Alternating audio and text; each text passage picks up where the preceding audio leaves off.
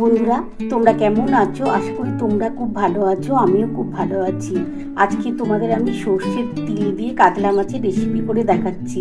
এই কাতলা মাছের রেসিপিটা যা দুর্দান্ত খেতে হয় বন্ধুরা, তোমরা অবাক হয়ে যাবে। তোমরাও বাড়িতে একবার হলেও এইভাবে করে খেয়েও দেখো, দুর্দান্ত লাগে। আর এই কাতলা মাছের রেসিপি করার জন্য আমি কাতলা মাছ নিয়েছি। আর এই যে বন্ধুরা দেখো, আমি সাদা তিল নিয়েছি, সাদা সর্ষে, টমেটো আছে, কুচানো পেঁয়াজ, আদা আছে, রসুন আছে। আর আমি মশলা কি বাটবো তোমরা দেখতেই পাবে। আমি সর্ষে, সাদা তিল, আদা, রসুন আর টমেটো আমি কিন্তু একসাথে বাটবো। আর পেঁয়াজটা কিন্তু আমি ভাজবো। দেখে নিও বন্ধুরা আমি কিভাবে করছি। বন্ধুরা দেখো, সর্ষে আর তিল কাতলা করার জন্য মেন হচ্ছে তিলটাই কিন্তু আজকে মেন আকর্ষণ। এই তিল কাতলা করার জন্য আমি কিন্তু প্রথমে সর্ষে দিয়েছি, দেখো টমেটো আছে, আদা আছে, রসুন আছে। আদা রসুন খুবই সামান্য দিয়েছি, আর তিলটা একটু বেশি দিয়েছি পরিমাণটা। এই তিলটা দেওয়ার পরেই কিন্তু এই কাতলা মাছের রেসিপিটা দুর্দান্ত হয়ে যাবে বন্ধুরা খেতে। চলো বন্ধুরা মশলাটা বেটে নিই। আর এদিকে আমি মাছগুলো হালকা করে ভাজি। আমি কড়া বসিয়ে দিয়েছি, কড়ার মধ্যে সর্ষের তেল দিয়ে দিয়েছি। তেলটা একটু গরম হলে বন্ধুরা তারপর আমি মাছগুলো হালকা করে ভেজে তুলে নেব। তারপর আমি রেসিপিটা শুরু করব।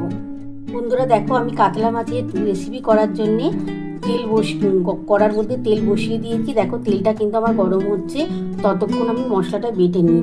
তারপর আমি মাছগুলো কিভাবে ভাজবো, হালকা করে ভেজে নেবো, তোমরা তো দেখতেই পাবে।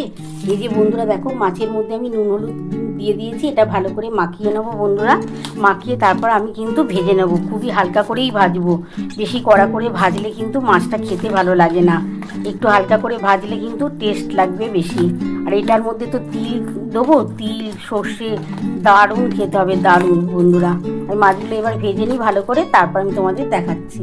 বন্ধুরা দেখো, আমার তেলটা কিন্তু গরম হয়ে গেছে। আমি এবার মাছগুলো দিয়ে দিচ্ছি একটা একটা করে, দিয়ে আমি হালকা করে মাছগুলো ভেজে নেবো।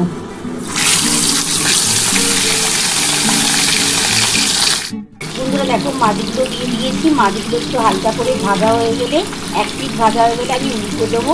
আর এক পিঠ পুরো কমপ্লিট ভাজা হলে আমি এগুলো তুলে নেবো। আর এই যে বাকি যেটা থাকবে আমি ভেজে তুলে নেবো।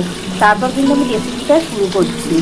দেখো, কাতলা মাছের রেসিপি করার জন্য আমি তিল, সাদা সর্ষে, টমেটো, আদা, রসুন আমি কিন্তু একসাথে ভেজে নিয়েছি। এটা কিন্তু আমি আগে প্রথমে পেঁয়াজটা ভেজে নেবো তেলটার মধ্যে, তারপরে কিন্তু এই মশলাটা হালকাভাবে কষাবো।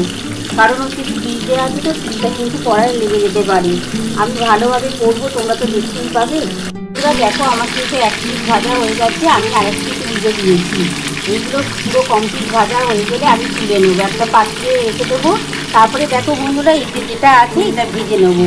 ভেজে তারপরে কিন্তু আমি